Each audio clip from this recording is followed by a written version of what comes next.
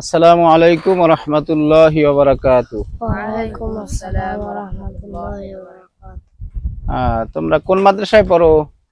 নেওয়াপাড়া হাফিজি মাদ্রাসায় পড়ি। মাশাআল্লাহ। তো আরো একদিন তোমাদেরকে জিজ্ঞাসা করছিলাম, তোমার নাম কি? মাশাআল্লাহ। তোমার নাম কি? তোমার নাম কি? তোমার নাম কি? রাহমাতুল্লাহ। হ্যাঁ, তোমার নাম কি?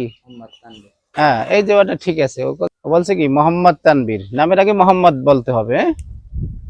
আচ্ছা, তোমার নাম কি বলছিলা? মোহাম্মদ রহমাত। এইবার ঠিক আছে, মোহাম্মদ রহমাতুল্লাহ। আচ্ছা, রহমাতুল্লাহকে জিজ্ঞাসা করি সবার মাঝে, দেখি রহমাতুল্লাহ কি পারে, যেহেতু ছোট। তুমি হাদিস বলতে পারো? হাদিস পড়ায় মাদ্রাসায়? জি। একটু জোরে বলো, হাদিস বলো, প্রথম থেকে কয়টা বলতে পারো?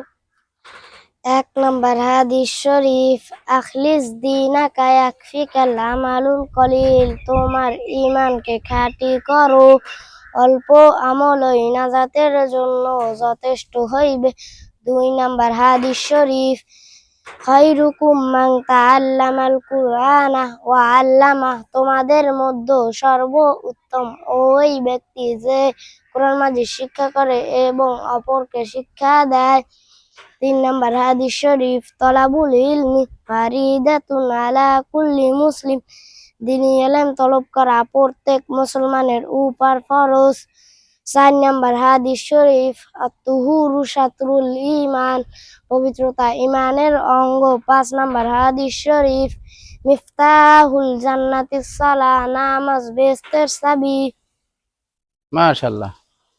হয়েছে? যে বলছে হয়েছে? মাশাআল্লাহ। তোমাদের কাছে আর একদিন জিজ্ঞাসা করব, যদি তোমরা বড়, তোমার কয় পারা হয়েছে? 30 পারা মুখস্থ হয়েছে, আলহামদুলিল্লাহ। তাহলে তোমাদের প্রশ্ন একটু বড় হবে। তোমার কয় পারা হয়েছে? 4 পারা চলতেছে। তাহলে তোমাদের কাছে আর একদিন জিজ্ঞাসা করব মাসালা সম্পর্কে, এবং সেটা নামাজের মাসালা সম্পর্কে বলে দিলাম।